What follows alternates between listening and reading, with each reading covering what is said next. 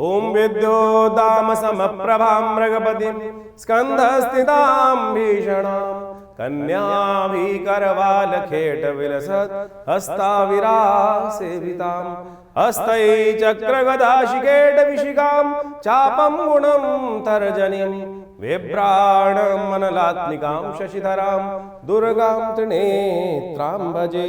नमस्कार, स्वागत है आपका आचार्य वाणी में। मैं आचार्य डॉक्टर विक्रमादित्य आपके साथ हूँ और आज हम बात करने जा रहे हैं वृषभ राशि वालों के लिए जनवरी के अंतिम काल में ग्रहों का योग, क्या योग हमारे लिए बना रहा है, अच्छे या खराब।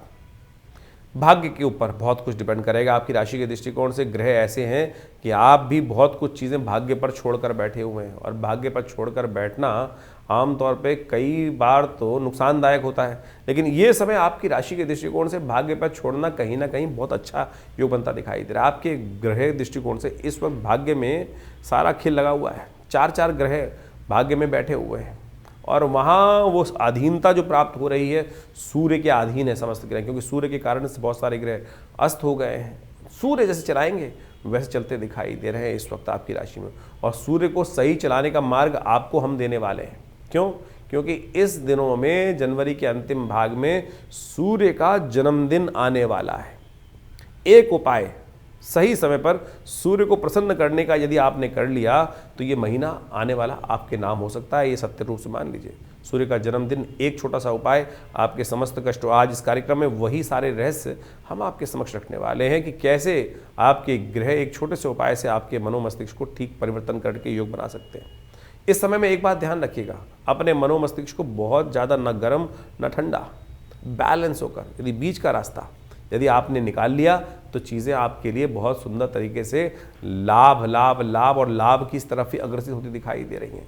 शुक्र भी बहुत जल्दी उदय होने वाले हैं और जहाँ बैठे हैं सूर्य के साथ शुक्र, वो कहीं ना कहीं आपके लिए ध्वजा, आपके जीवन के आनंद, आपके कंफर्ट्स को भी कहीं ना कहीं बढ़ाने की, दोस्ती को भी कहीं ना कहीं, कंफर्ट्स को भी देने वाले, कहीं ना कहीं स्थिति उत्पन्न करने के योग बनाने वाले हैं। तो क्या कुछ ग्रहों का खेल होने वाला है, जान लीजिए। बहुत जल्दी परिवर्तन की तरफ जा रही है गाड़ी। सबसे पहले बात करते हैं 21 तारीख की। 21 जनवरी के दिन तृतीया तिथि विद्यमान है और उस दिन बुधवार का योग बन रहा है और आपकी राशि के दृष्टिकोण से 21 तारीख को बन गया है एक श्री योग। श्री योग आपकी राशि में बनकर तैयार हो गया। श्री योग से क्या होता है? श्री यानी लक्ष्मी जी। श्री योग आपकी राशि में जो बनकर तैयार है वो इसी तरीके से कह रहा है कि महालक्ष्मी की कृपा से आपकी राशि के दृष्टिकोण से कहीं ना कहीं चीज़ें प्राप्त होने के योग बन रहे हैं। बस ध्यान ये रखना है कि आपकी मेहनत से ही, बहुत सारे लोग पूछते हैं डायरेक्शन कौन सी होगी जी, कहाँ से श्री योग बनेगा? आपकी अपनी मेहनत से बनेगा, भाग्य से बनेगा। मेहनत और भाग्य दोनों के दोनों बहुत पॉजिटिव वे में आपकी सपोर्ट करने को तैयार है और भाग्य जागता है ईश्वर कृपा से। गौरी तृतीया है इस दिन, माँ नवगुप्त नवरात्रि चल रहे हैं। चुपचाप बिना किसी को बताए हुए माँ भगवती के मंदिर में जाकर एक छोटा सा उपाय बता रहे हैं, कर लीजिएगा, कर दीजिएगा। कोई देखे ना, श्रृंगार का सामान, भगवती के माथे में लगाने वाला सिंदूर, भगवती की जो काले रंग की चुटिया लगाई जाती है वो, शीशा, ये जो भी सौंदर्य है का प्रसाधन है, चुपचाप जाके मंदिर में रखाइए भगवती के सामने। माँ भगवती की कृपा से आपके लिए भाग्य से रास्ता बनकर बहुत सुंदर रूप से ग्रह तैयार हो रहे हैं। रवि योग बना हुआ है आपकी राशि में, जो दोपहर के बाद आपके लिए वो कहीं ना कहीं चीज़ों को पॉजिटिव करने के लिए बहुत सुंदर रास्ते आपको देता दिखाई दे रहा है। तो ये जो उपाय बताया है वो अवश्य करें, कल्याण होगा। 22 तारीख का दिन, उस दिन चतुर्थी तिथि विद्यमान है। बृहस्पतिवार का योग आपकी राशि में जो बन रहा है वो कहीं ना कहीं जो चीज़ें दिखा रहा है वो ज्ञान से कहीं ना कहीं लाभ देने के योग बनता दिखाई दे रहा है। इस दिन और भी परिवर्तन हो रहे हैं। जो चंद्रमा के नक्षत्र श्रवण नक्षत्र में बुध का और शुक्र का योग होकर तैयार दे रहा है वो कहीं ना कहीं आपके लिए सरलता से बहुत सारी चीज़ों को, जितने भारी रास्ते दिखाई दे रहे थे चीज़ों को पार करने में, उतनी सरलता से चीज़ें पूर्ण होने की तरफ जाती दिखाई दे रही हैं। विघ्नहर्ता गणेश जी का ध्यान कर लीजिए। चतुर्थी का तिथि है और विशेष तौर पर मत्स्य पुराण और भविष्य पुराण दोनों में एक उपाय लिखा है कि वरदा चतुर्थी के दिन तिल का भोग यदि गणेश जी को लगाया जाए तो समस्त मनोरथ सिद्ध होने के योग बन जाते हैं, विघ्न दूर हो जाते हैं। सुमुखश्चैक दंतश्च कपिलो गजकर्ण कहा लंबोदरश्च विकटो विघ्नाशो विनायका। तो इस प्रकार से गणेश जी का सुंदर स्तवन कर ये उपाय करने का प्रयास करें और धन योग का लाभ आप अवश्य लेने का प्रयास करें, क्योंकि फिर काफ़ी दिन बाद ये श्री योग आपकी राशि में बनकर तैयार होगा। 23 तारीख के दिन पंचमी तिथि विद्यमान है और ये पंचमी बेहद खास है। श्री पंचमी है, बसंत पंचमी लेकर आई। बसंत पंचमी सब जानते हैं, लेकिन श्री पंचमी को नहीं जानते हैं लोग। शुक्रवार के दिन पंचमी का योग जो बन रहा है वो श्री देने के लिए आपकी राशि में विद्यमान हो गया है। और ऐसे में ग्रह नक्षत्रों का दृष्टिकोण से यदि योगा योग देखा जाए तो शनि के साथ कहीं ना कहीं चंद्रमा की युति जो मनोमस्तिष्क को हो रही है वो आपके लिए पॉजिटिव है।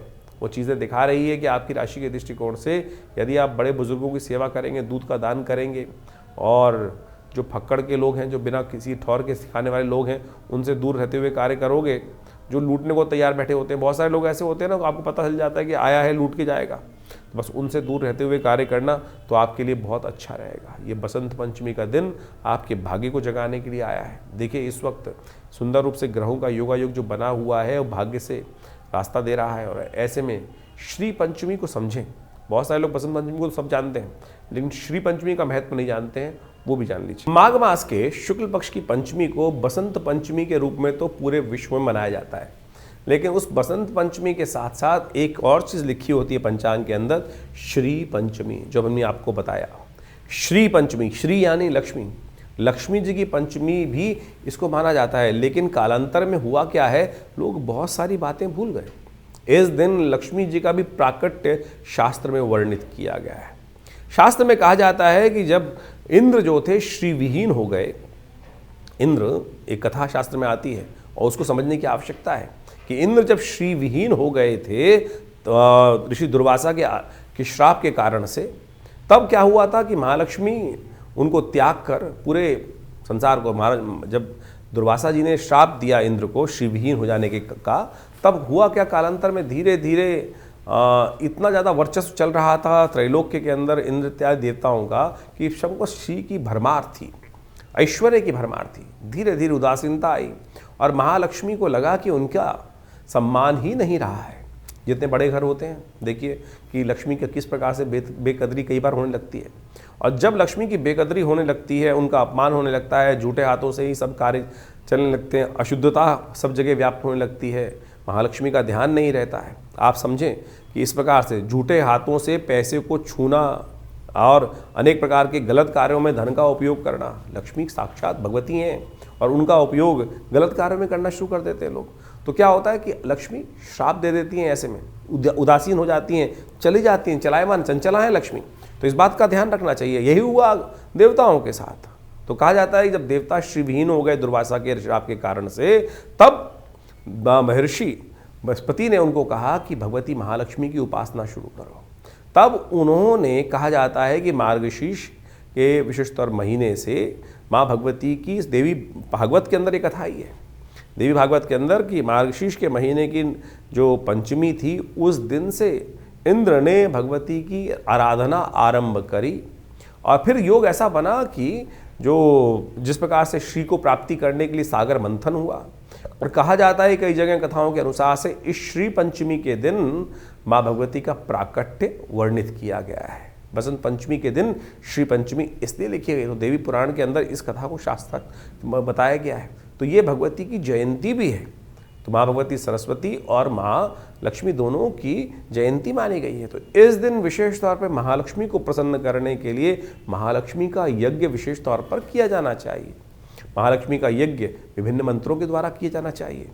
तो उसमें क्या है, सबसे श्रेष्ठ मंत्र है ओम। वैसे तो श्री सूक्त है, भगवती महालक्ष्मी का जो श्री सूक्त है, जिसको लक्ष्मी सूक्त के रूप में जाना जाता है, जो ऋग्वेद के अंदर आई 16 ऋचाएँ हैं, उनके द्वारा भगवती का स्तवन जो महर्षि भृगु के द्वारा बनाई गई हैं, तो वो बड़ी चमत्कारी है।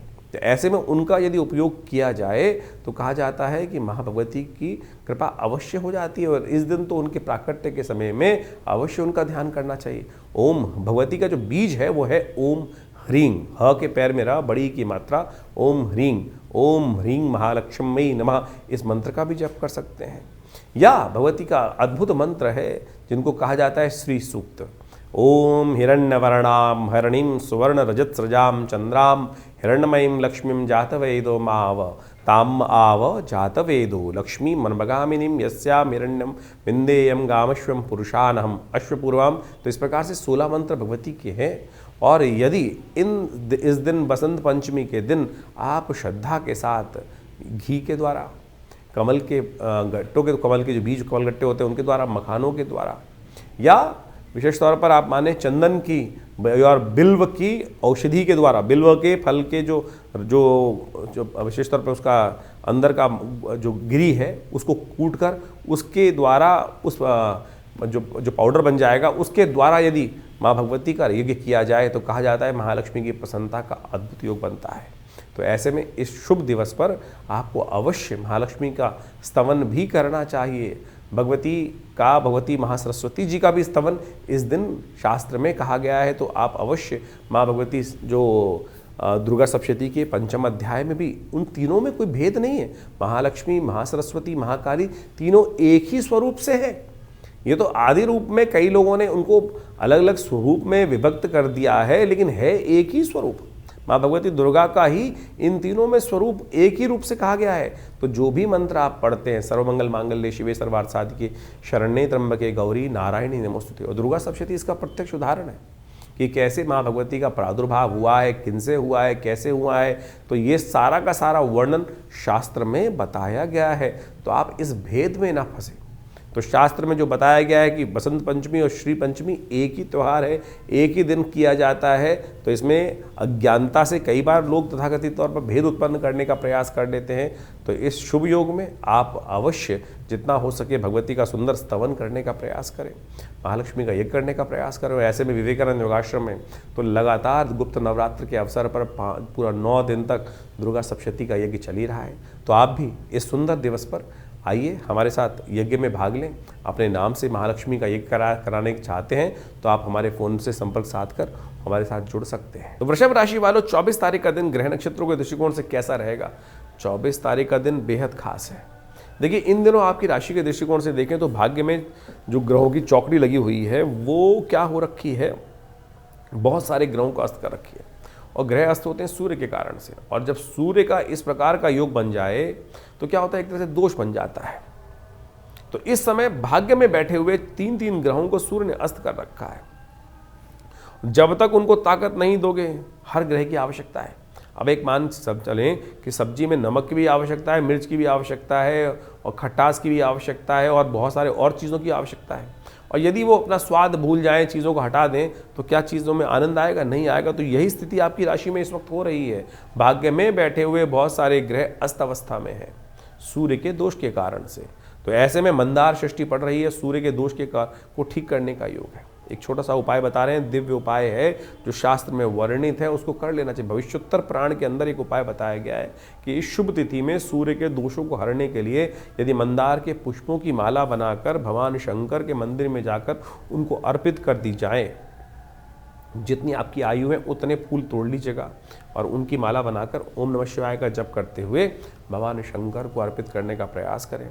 मंदार पुष्प बहुपुष्प पशुपूजिताय तस्मै मकाराय नमः शिवाय शास्त्र में कहा गया है ना। तो भगवान शंकर का ध्यान करते हुए इस उपाय को करके देखो सूर्य का शक्ति प्राप्त होने के योग भी बनेंगे।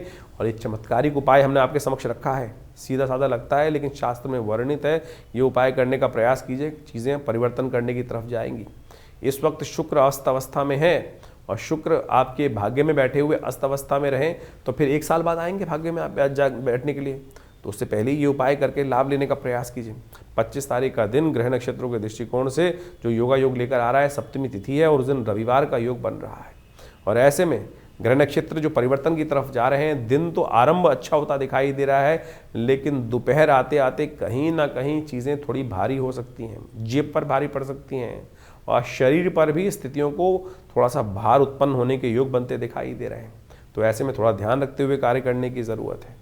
तो आपको थोड़ा सा अपने स्वास्थ्य का विशेष तौर पर ध्यान देने की ज़रूरत रहेगी। जेब पर चीज़ें ना भारी पड़ें, अननेसेसरी के खर्चे आपके जेब में ना पड़ें, ऐसे योग आपकी राशि में बनते दिखाई दे रहे हैं। तो चीज़ों को थोड़ा ध्यान रखते हुए, रविवार का दिवस है, ऐसे में चीज़ों को ध्यान रखते हुए कार्य करें। सूर्य इन दिनों आपकी राशि में कई प्रकार से आपके लिए लाभ के योग बना रहे हैं। इस दिन सूर्य का जन्म दिवस है। रविवार के दिन भानु सप्तमी पड़ रही है और ज्योतिष के दृष्टिकोण से, भविष्य पुराण के अनुसार से इस बात को कहा गया है कि इस दिन से सूर्य ने प्रकाश देना आरंभ किया था। तो आपकी राशि के जो हैं सूर्य हमारे यहाँ प्रत्यक्ष देवता कहे गए हैं। सूर्य और चंद्रमा जो हैं वो प्रत्यक्ष देवता हैं, नित्यपति समय पर अपना दर्शन अवश्य देते हैं। तो इनके प्रभाव को हम समझें कि बिना इनके तो कुछ संसार की परिकल्पना भी नहीं की जा सकती है इस सौरमंडल में। तो ऐसे में भगवान सूर्य को को प्राप्त करने के लिए शास्त्र के दृष्टिकोण से कहा गया है कि इसी दिन से अनादिकाल से सूर्य ने प्रकाश देना आरंभ किया। तो सूर्य की कुछ शास्त्र में उपाय बताए गए हैं, यदि आप वो कर लें तो आप समझें सुख के मालिक हैं आपकी राशि के दृष्टिकोण से सूर्य, और भाग्य में बैठे हुए हैं, और वो भाग्य से यदि समस्त ग्रहों को रिलीज कर दें, उनके नेगेटिव प्रभाव को छुड़वा दें, तो बहुत बढ़िया सुंदर प्रभाव उत्पन्न करेगा ये समय आपके लिए। भानु सप्तमी एक ऐसी तिथि है जिसको शायद लोग भूल चुके हैं, यानी भानु सप्तमी यानी सूर्य का जन्मदिन। अनादिकाल में सूर्य इसी दिन से प्रकाश देना आरंभ किए थे। माघ मास की जो शुक्ल पक्ष की सप्तमी होती है उसको भानु सप्तमी कहा जाता है। भानु सप्तमी सूर्य का जन्मदिवस के रूप में मानी जाती है, और इस बार अद्भुत योग बनकर तैयार हो रहा है कि रविवार भी है और भानु सप्तमी का योग भी बन रहा है। और यदि आपकी राशियों के दृष्टिकोण से देखा जाए तो जो प्रभाव है वो आप अच्छे समझ लीजिए।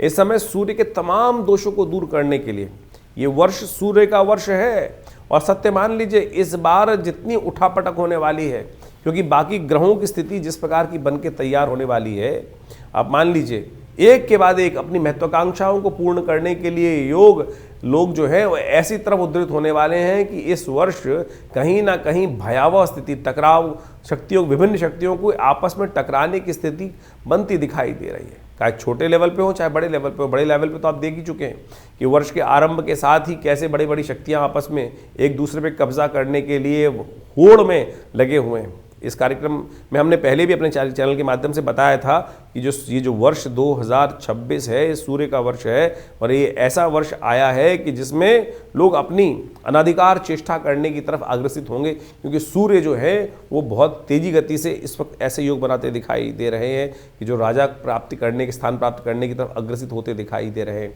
तो मनोमस्तिष्क में कहीं ना कहीं क्लैश उत्पन्न करने के योग बहुत तेजी से बनते दिखाई दे रहे हैं। तो ऐसे में भगवान सूर्य को आपके जीवन में, क्योंकि बेकार कि हम सब आपकी राशि के दृष्टिकोण से समझें तो कैसा योग बना रहे हैं, तो कहीं ना कहीं अपने ज़बरदस्ती के अहंकार को हम यदि और ज़्यादा घी डालेंगे तो कहीं ना कहीं सूर्य के जो नेगेटिव प्रभाव को भी हम प्राप्त कर सकते हैं। तो कोशिश करें, अत्यधिक ताप जो होता है ना वो ठीक नहीं होता।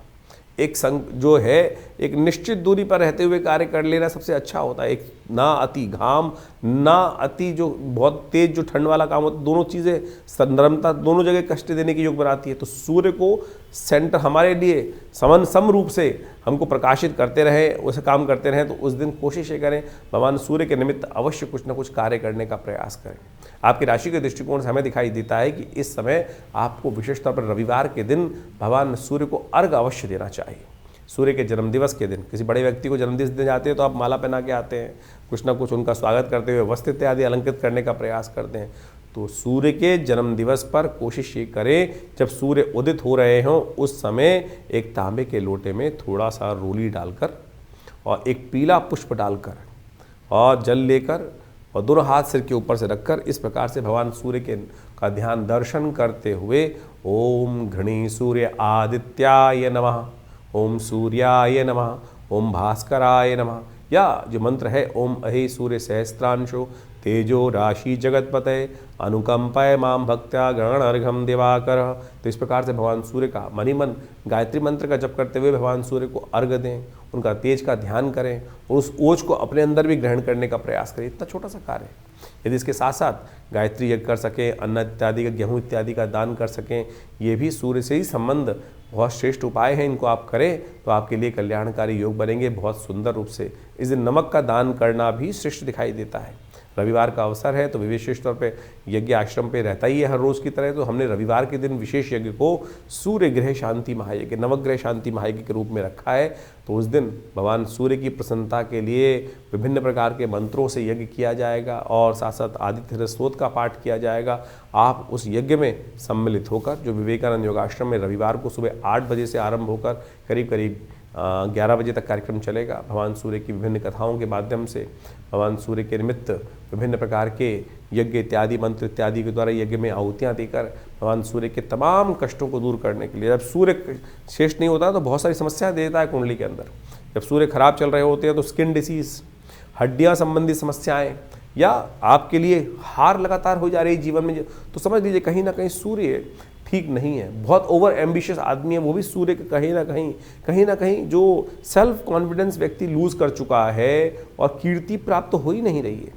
कीर्ति का संबंध भी सूर्य के साथ होता है, आत्मा का संबंध भी सूर्य के साथ ही है। तो जितने डिप्रेशन की बहुत सारी बीमारियां हैं, बहुत सारे लोग केवल चंद्रमा से जोड़ते हैं उसको, लेकिन यदि सूर्य बलहीन है कुंडली के अंदर, या पापग्रह युक्त है, या अच्छी अवस्था में नहीं है, या नवांश में अच्छी अवस्थाओं में नहीं है, ग्रह खराब ग्रहों के साथ बैठा हुआ है, तो इस प्रकार की समस्याएं उत्पन्न करने का योग दे देता है। अब है तो है, जो योग है उसको ठीक कैसे किया जाए, तो ऐसे शुभ मुहूर्त जो आ जाते हैं उस समय में हमको इनके छोटे छोटे निदान जो हैं वो कर हम बहुत बड़ा लाभ अपने जीवन में प्राप्त कर सकते हैं। तो इसलिए हमने ये सारा रहस्य आपके समक्ष रखा है। उपाय बहुत सरल है, बहुत सीधा साधा है। हींग लगे ना फिट करे, रंग चोखा हुआ, कोई बहुत पैसे खर्च करने की ज़रूरत नहीं है। लोग लाखों रुपए के कुछ ना कुछ, कोई माणिक के पहनने के लिए खर्चा कर देता है, कोई सोने की अंगूठियाँ पहनने के लिए खर्च कर देता है, कोई लाखों रुपए के दान करने की व्यवस्था कर देता है। तो सीधा सरल तरीका है, भगवान के मन दिव्य से उनको अर्घ दीजिए, यज्ञ में बैठिए। हमारे आश्रम में रविवार वाले कार्यक्रम में कोई धन नहीं लिया जाता। बहुत सारे लोग कहते हैं कि कोई मेंबरशिप फीस, किसी प्रकार भी कोई खर्चा नहीं है। आप आएँ, चाहें तो बैठ के हमारे साथ उस कार्यक्रम में भाग लें। माँ भगवती आपकी समस्त मनोकामनाएं सिद्धि करें। तो ऐसे में तो बड़ा सुंदर योग बना हुआ है। सप्तमी का, गुप्त नवरात्रि में सप्तमी का योग भी है और साथ साथ गुप्त नवरात्रि का यज्ञ भी चल रहा है। तो आप इस कार्यक्रम में अवश्य भाग लेकर माँ भगवती की कृपा अपने जीवन में समस्त कष्टों को दूर करने के लिए अपना सकते हैं। वृषभ राशि वालों के लिए 26 तारीख का दिन ग्रह नक्षत्रों के दृष्टिकोण से कैसा है, जान लीजिए। ग्रह नक्षत्रों के दृष्टिकोण से 26 तारीख के दिन पंचांग कहता है अष्टमी तिथि विद्यमान है, सोमवार का अवसर है। और ग्रह नक्षत्रों के दृष्टिकोण से चीज़ें थोड़ी भारी जाती हुई दिखाई दे रही हैं। बहुत जल्दी छटपटाहट करने की ज़रूरत नहीं है। कई बार दिन हमारे नाम नहीं होता, इस बात को मान लेना चाहिए। ये दिन जिस भी कार्य में जाओगे वहाँ थोड़ा भारी पड़ता दिखाई दे रहा है, समय थोड़ा भारी दिखाई दे रहा है। समय की चाल थोड़ी धीरे करते हुए करने की आवश्यकता है। कई बार क्या होता है, बहुत तेज चलना है, और कई बार समय क्या होता है, जब सड़क उबड़ खाबड़ हो तो अपनी स्पीड कम कर लेनी चाहिए। नहीं तो क्या होता है, गाड़ी भी खराब होती है। अगर पैदल भी चल रहे होगे तो कहीं पैर मुड़ सकता है। तो ये समय वैसा ही है, इसको सावधानी के साथ चलें, छुट्टी का आनंद लें। गणतंत्र दिवस है, आप सबको बहुत शुभकामना। तो इसलिए थोड़ा सा आराम भी करना ज़रूरी होता है। इस बात का ध्यान रखते हुए कार्य करोगे तो बहुत अच्छा रहेगा। भद्रा है, दोपहर सुबह तक तो सुबह कम से कम कुछ नए कार्य की तरफ अग्रसित ना हो। ये भारत में तो भद्रा दिखाई देती है, तो इसमें समझते हुए कार्य करने की ज़रूरत है। 10:30 के बाद ही कोई नए कार्य की तरफ चलने की ज़रूरत है। 27 तारीख का दिन नवमी तिथि विद्यमान है, मंगलवार का सुंदर योग पड़ रहा है। और नवमी और मंगलवार इस बार बेहद खास होकर आई है। गुप्त नवरात्रि की नवमी है, मंगलवार के दिन पड़ी है। मनोकामना सिद्धि को पूर्ण करने वाली नवमी शास्त्र में वर्णित की गई है। ग्रह नक्षत्रों के दृष्टिकोण से देखिए, चंद्रमा इस दिन उच्च के होकर विराजमान होने जा रहे हैं। दिन थोड़ा हल्का जरूर दिखाई देता है, लेकिन शाम आते आते मनोकामनाओं की सिद्धि के लिए सुंदर योग बनता दिखाई दे रहा है। ईश्वर पर विश्वास करते हुए कार्य करने की ज़रूरत है। यानी जिस तरफ थोड़ा चल रहे हो, थोड़ा धीरे स्पीड से चलने का प्रयास करोगे तो धीरे धीरे लक्ष्य प्राप्ति का योग इस राशि के दृष्टिकोण से अवश्य बनने की स्थिति शाम तक उत्पन्न होने के योग दिखाई देते हैं। और आने वाले 2-3 दिन बहुत पॉजिटिव जाने के योग बन सकते हैं। 27 तारीख के दिन एक खास योग बन रहा है, वो आपको अच्छे समझ लेना चाहिए। इस दिन गुप्त नवरात्र की नवमी तिथि है और साथ साथ मंगलवार का योग भी बन रहा है। ये मंगल को जब भी कोई अनुष्ठान जब पूर्ण करने का योग बनता है तो कहा जाता है ऐसे में मनोकामनाओं को सिद्धि के लिए अद्भुत योग बनता दिखाई दे रहा है। नवमी और मंगलवार का योग माँ भगवती को प्रसन्न करने के लिए बड़ा सुंदर, ग्रह नक्षत्र चंद्रमा उच्च के होकर विराजमान है इस दिन।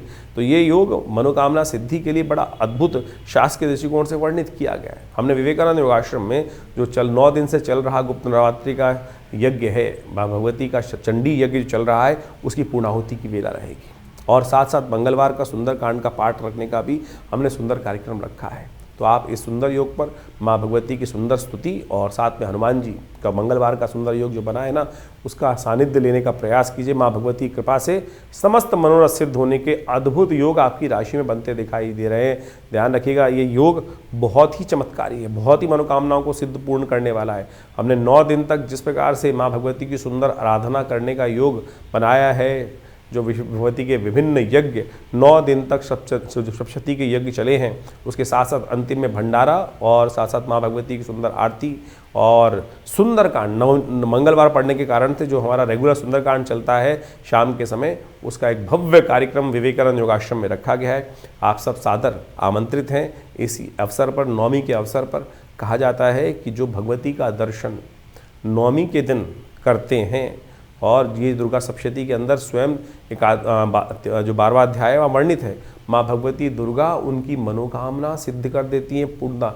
और उसमें मंत्र आया है, सर्वा बाधा विनिर्मुक्तो धन धान्य सुतान्विता मनुष्यो मत प्रसादेन भविष्यति न संशय, कि ऐसे में कोई संशय नहीं है। तो आप सब सादर आमंत्रित हैं इस जो पूर्णाहुति का यज्ञ है इसमें भाग लेने के लिए। तो ये करीब करीब शाम के 5 बजे से कार्यक्रम आरंभ होकर जो करीब करीब रात्रि में 10 बजे तक चलेगा। आप सब सादर आमंत्रित हैं विवेकानंद योगाश्रम में इस नवरात्रि के साथ साथ सुंदरकांड के पाठ में। माँ भगवती आपकी मनोरथ सिद्ध अवश्य करेंगी। वृषभ राशि वालों के लिए 28 तारीख का दिन ग्रह नक्षत्रों के दृष्टिकोण से योग बना रहा है, जान लीजिए। इस दिन मंगल का एक विशेष परिवर्तन होने की तरफ ग्रह योग ले जा रहे हैं। मंगल परिवर्तन करके चंद्रमा के नक्षत्र में प्रवेश करने के योग बना रहे हैं और ऐसे में मंगल को थोड़ी शक्ति प्राप्त होने के कारण से चीज़ें बहुत पॉजिटिव योग, एक तो चंद्रमा उच्च के, उसके बाद मंगल का परिवर्तन जब जिस प्रकार से श्रवण नक्षत्र में होने जा रहा है, ये आपके लिए कई प्रकार से 2-3 फैक्टर्स में पॉजिटिव योग बनाता दिखाई दे रहा है। नए विचार मन में उत्पन्न करते दिखाई देगा, नई चीज़ें करने का मन करेगा।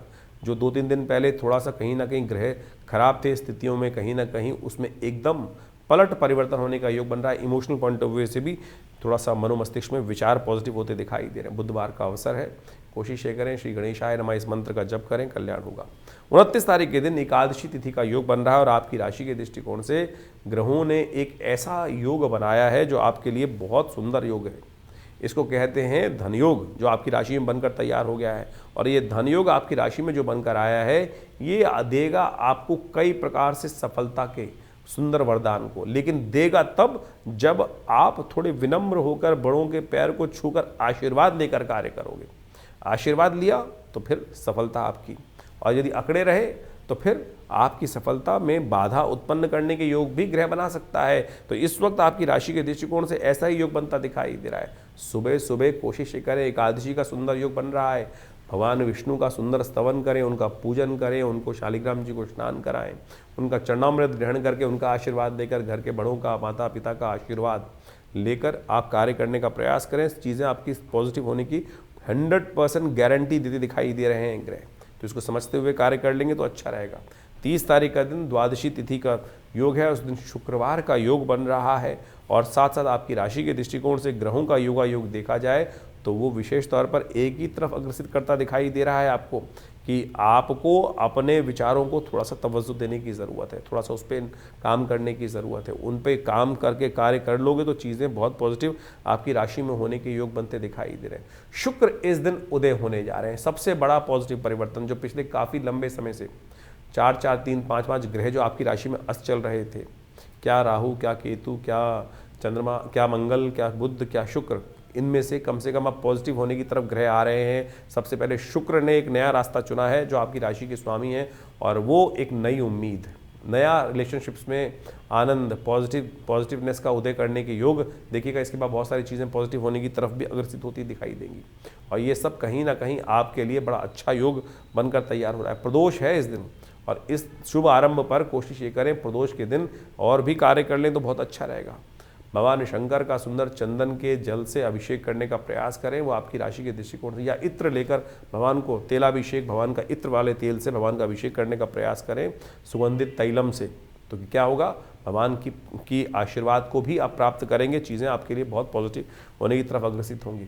31 तारीख का दिन ग्रह नक्षत्रों के दृष्टिकोण से जान लीजिए क्या कुछ कह रहा है। जनवरी का दिन त्रयोदशी तिथि विद्यमान है, उदय तिथि के रूप में शनिवार के दिन योग पड़ रहा है और साथ साथ ग्रह नक्षत्रों के दृष्टिकोण से एक और बड़ा परिवर्तन हो रहा है, धनिष्ठा, जो मंगल के नक्षत्र में शुक्र का प्रवेश हो रहा है। उदय होते ही शुक्र ने अपनी पूर्ण ताकत प्राप्त कर ली है। ये दोस्ती के लिए भी अच्छा है, ये लव लाइफ के लिए नई एनर्जी लाने के योग आपकी राशि में बनाएगा। जो लोग emotional point of view relationships में हैं उनके लिए समय बहुत कंफर्ट्स की तरफ अग्रसित होता दिखाई दे रहा है। जहां थोड़े से चीज़ों में कहीं ना कहीं मनमुटाव हो जाता था, वो कहीं ना कहीं प्रेम को बढ़ाने के लिए दिन पॉजिटिव होता दिखाई दे रहा है। शनि इन दिनों आपकी राशि के दृष्टिकोण से जहाँ चल रहे हैं वो बुद्धि में थोड़ा सा कहीं ना कहीं जड़ता उत्पन्न करने के योग बना रहे हैं, क्योंकि पूर्ण ताकत में आ चुके हैं।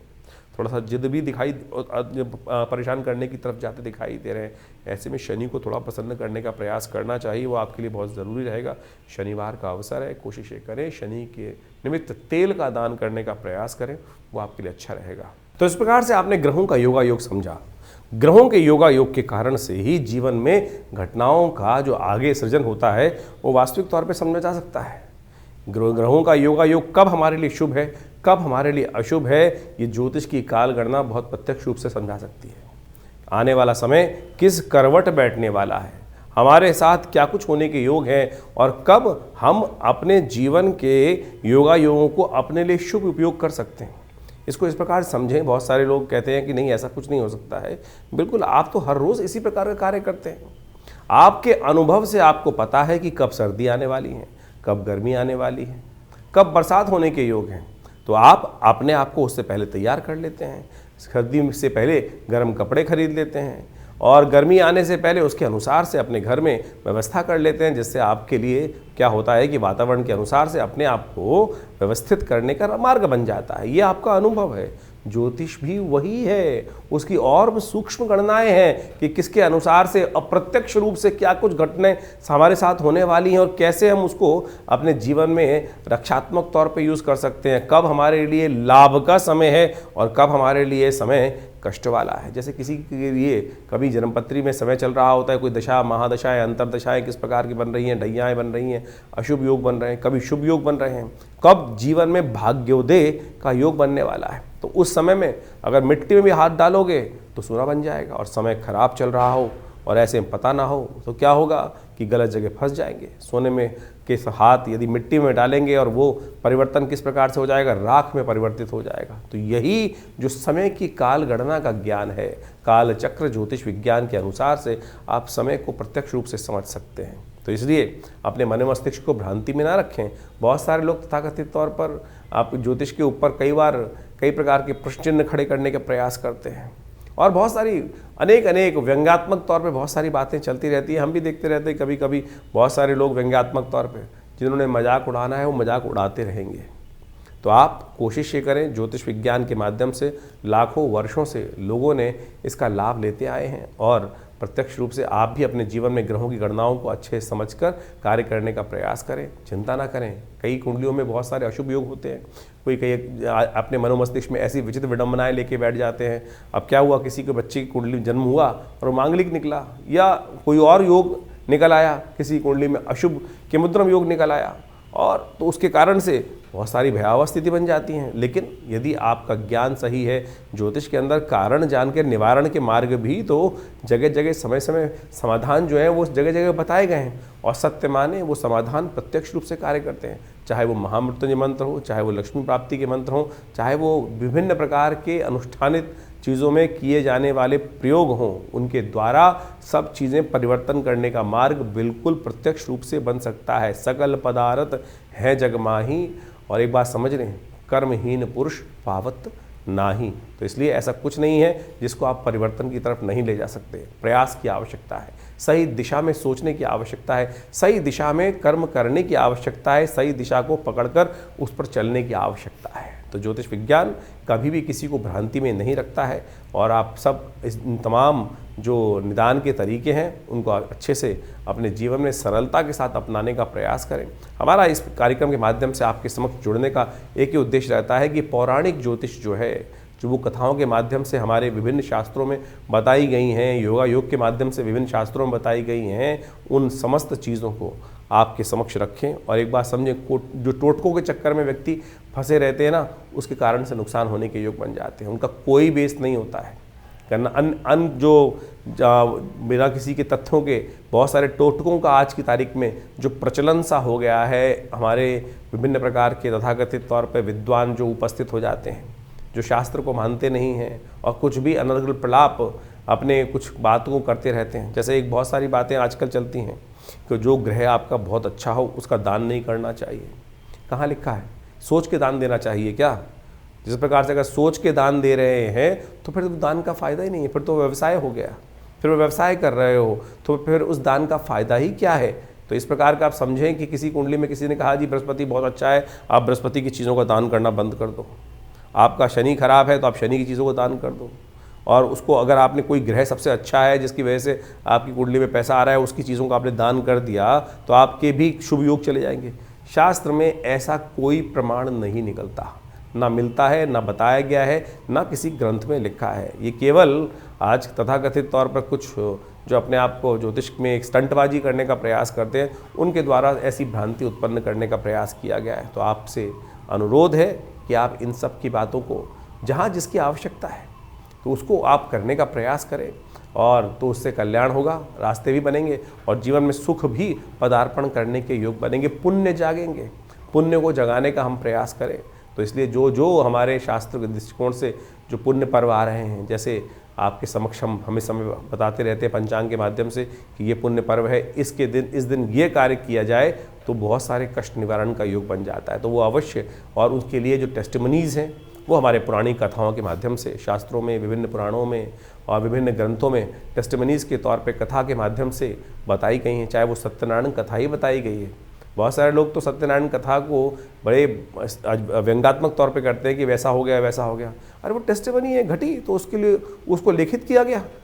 ऐसे जीवन में घटना घटी कि एक नाम के स्मरण मात्र से, तो उसको आप व्यंग्यात्मक तौर पे लें।